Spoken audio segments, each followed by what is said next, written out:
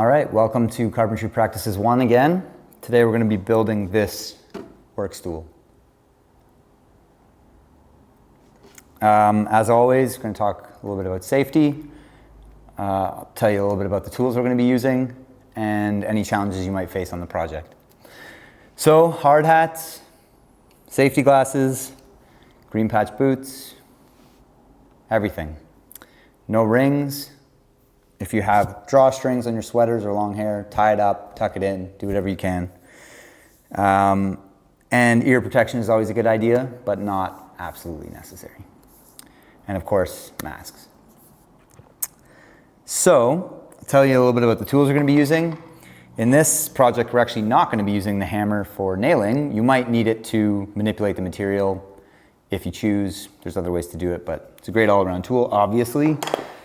You're going to be using a power drill, which all of you probably know fairly well how to use. Pencil, of course. Measuring tape. Speed square again. And lastly, a coping saw, which I'll explain in more detail in this video, but make sure you have that. I believe you're given it, so. Okay, so this is our project. This is the work stool. Again, you're going to be referencing your drawing, so make sure you have it with you.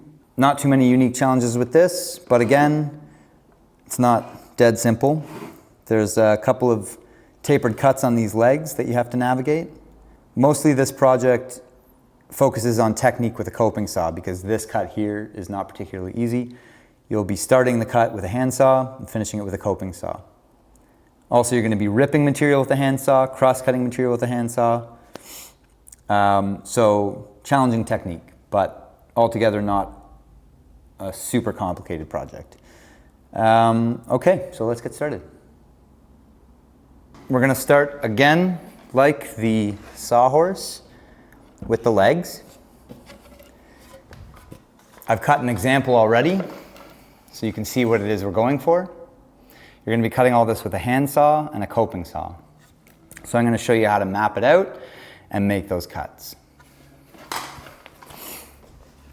So, referencing our drawing,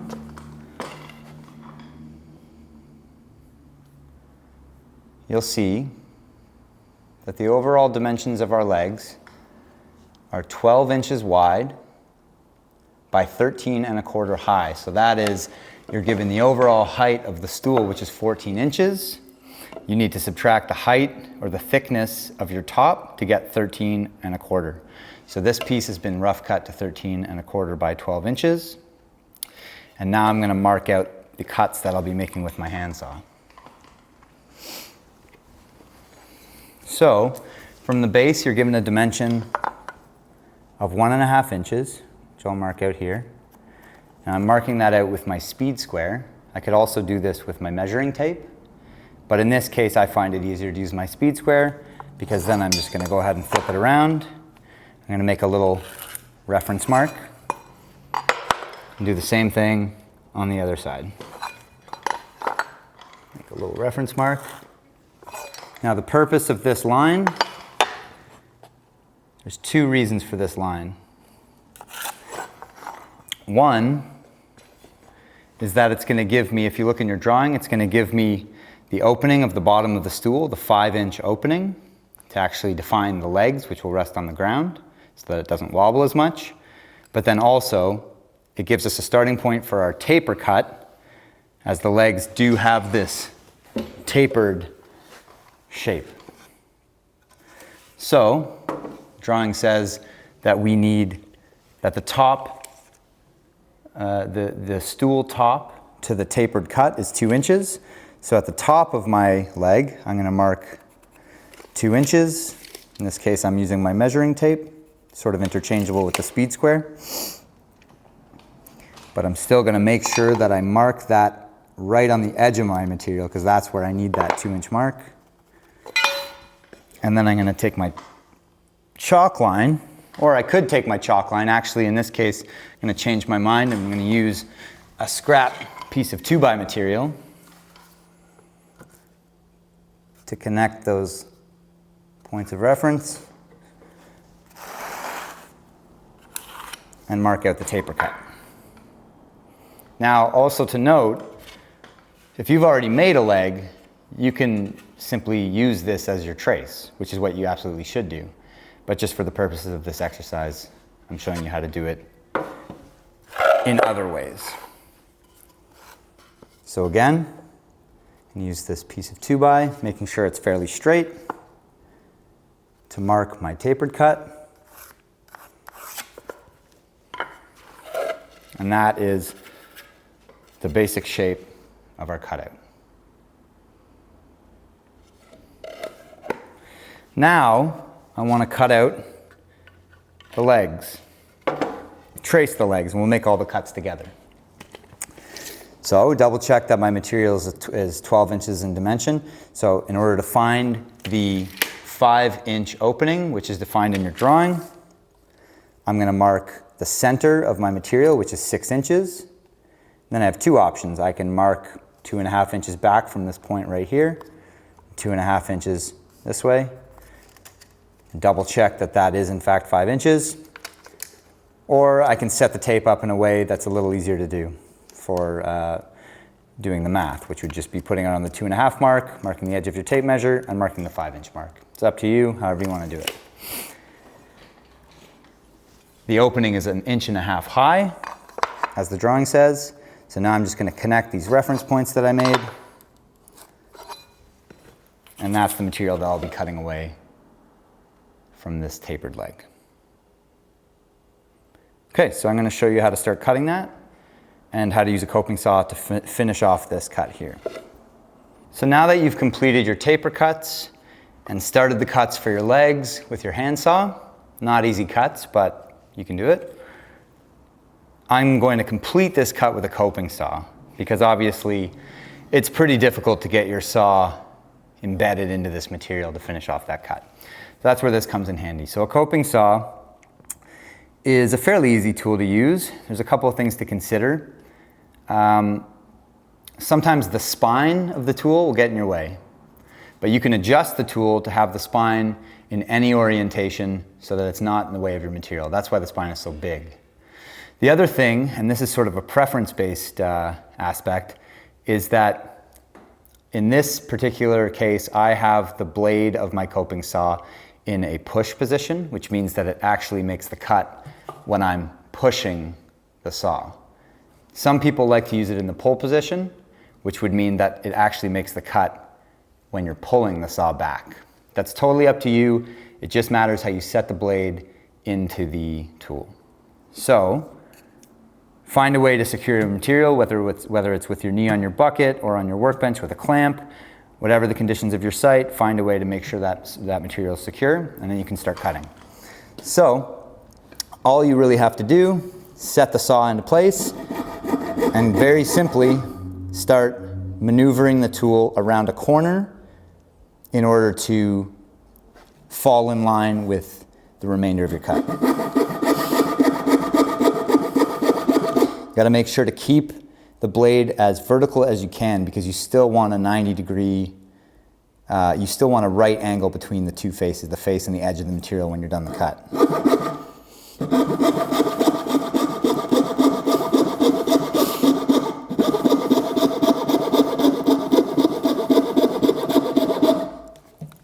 So as you can see, I've made the turn. I'm going to have to come back and clean up that material once I'm finished.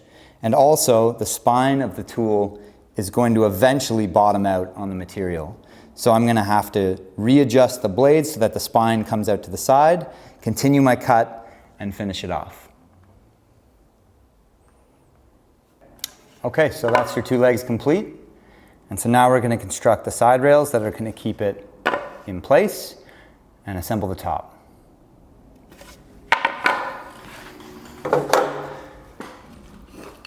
So as per your drawing, you're going to need to rip 4 2-inch lengths at the dimensions defined in your drawing. You're going to do that by hand with your handsaw out of the material given. Now we're going to take that and we're going to map it out where it's going to go on your material. In order to do that, look at your drawing, you'll see that the drawing indicates the piece of material has to sit at a right angle to your tops, which means that it's actually going to sit inside of the taper of your cut. So one way to do that is simply line up this edge, make sure it's all set, register this side rail against your speed square, remove the material, and trace the line. Do that on both sides, on all four sides rather. Trace the line. Take your drill and the screws that you were given and assemble the piece. Many ways to do it. Find a flat surface, set the piece upside down, flat against the ground, and set the screw. Make sure the piece doesn't move around too much.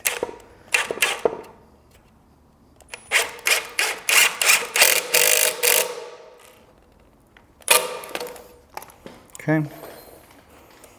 Set another piece in. Set another screw in, sorry. Okay, so you're going to do that on both sides of the top to get this framing assembled before you put your top on.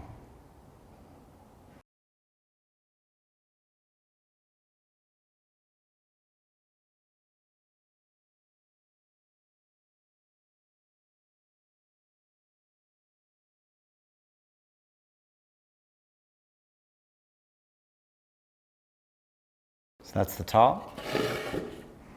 Now we're going to mark out the bottom. So for the bottom, it's the same.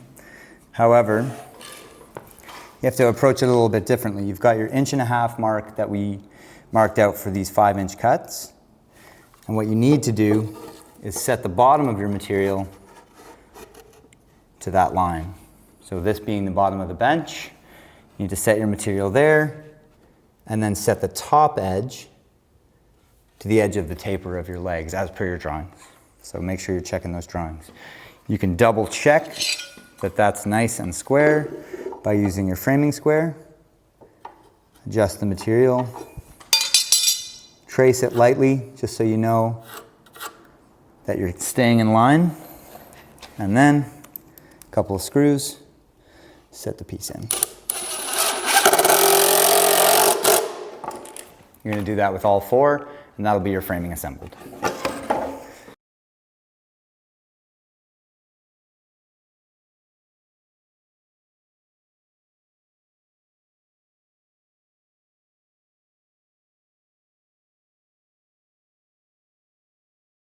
Okay, so I've cut my top 20 by 12 with my handsaw.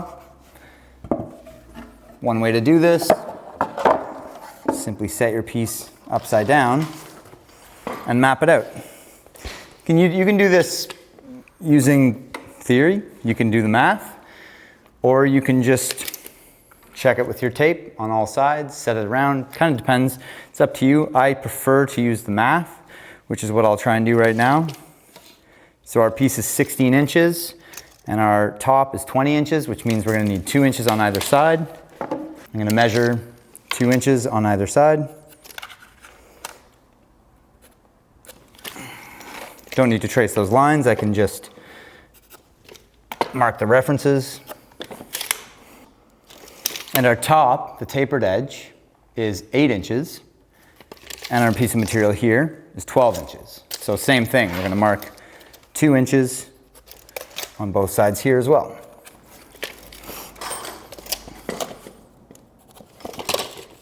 So we'll take our speed square, lightly mark through our 2-inch little ticks that we made. And that intersection of the 2-inch marks represents the inside corners, the outside corners of our framing. So we can simply place the piece on top,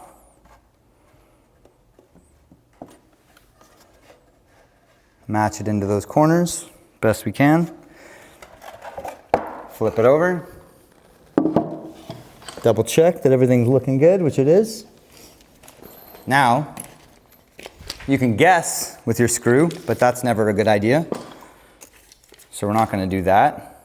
We're going to do the same thing. We're going to mark our 2 inches, except that we want the screw to hit the dead center of this plywood framing. So we're going to add half the thickness of the material beneath, which in this case is 3/4. So we're going to add 3/8. So we're going to mark 2 3/8, 2 3/8, 2 3/8, all the way around. Same thing, inside, inside.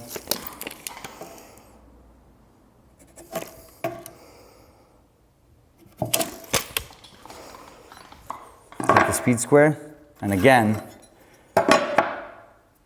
mark intersections.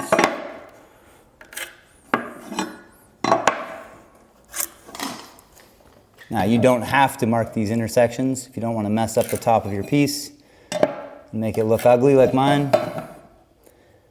If you're choosing to take this work stool home with you, you might want to sand the top after. Make those lines very light so you don't have to sand too hard. Check your lines again. Everything's looking good. And now don't forget, you're going directly into the center of the line that you've marked at 2 3/8. And also this point here represents the exact corner. So you probably don't want to hit that, or the exact intersection, center point of the intersection of the 2 pieces. Also remember that you've got screws of the same length of this going through the framing material. So you're probably actually going to want to set this screw back even further, because if you hit that screw, you'll split the material beneath. Not a good idea. Everything's good, didn't hit anything, didn't miss it. Same thing here.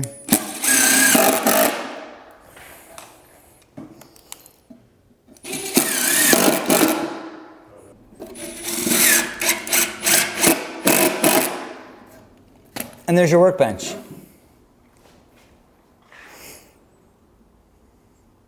If you're taking this home, you might want to radius the corners to make sure that you don't hurt yourself on them. You could put a handle inside if you choose.